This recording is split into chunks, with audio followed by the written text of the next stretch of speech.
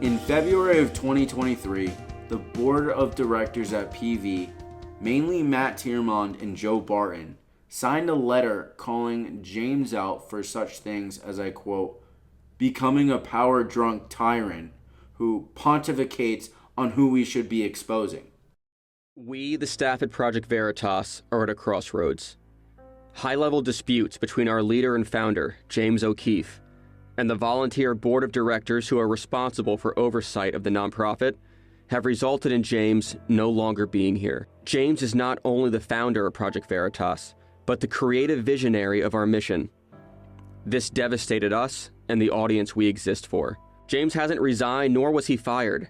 These events confuse and they hurt us, leaving all of us in a state of limbo. On Sunday, February 5th, a board member requested my presence at his home. He informed me, quote, "You had nothing to do, James, with this Pfizer story," unquote. Perplexed by this, I took out my iPad and showed him a video of myself confronting the Pfizer executive, which had 11 million views on YouTube.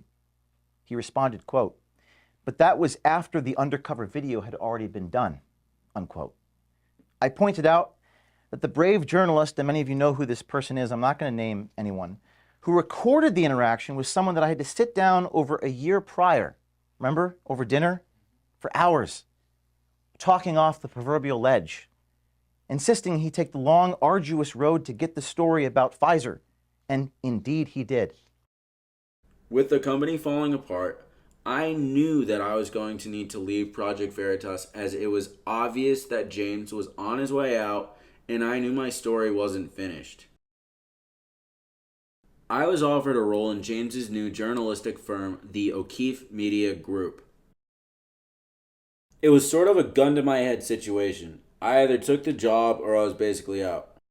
I decided I needed to continue to have access to James, and my story wasn't finished. So I followed him to OMG.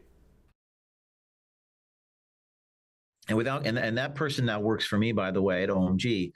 He's the one who recorded Walker. Brave, very proud of him and how far he's come. Doing this sort of work is not easy. I hope you all appreciate this. 100 days ago, James O'Keefe was experiencing board fights and all that. Everyone knows the story. It's all out there.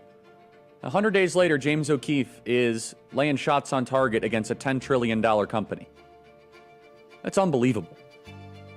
To be able to get the reporters, to get the story out there, I mean, this guy is a magician. I have been defamed, arrested, raided, and ultimately removed from the organization I spent so much time developing credibility of.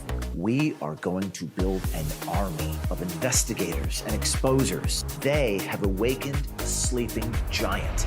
I'm back. Remaining by my side are a small, tight-knit group of the most elite journalists in the world. Exposing corruption requires standing up to power, because power hates sunlight. We are sunlight.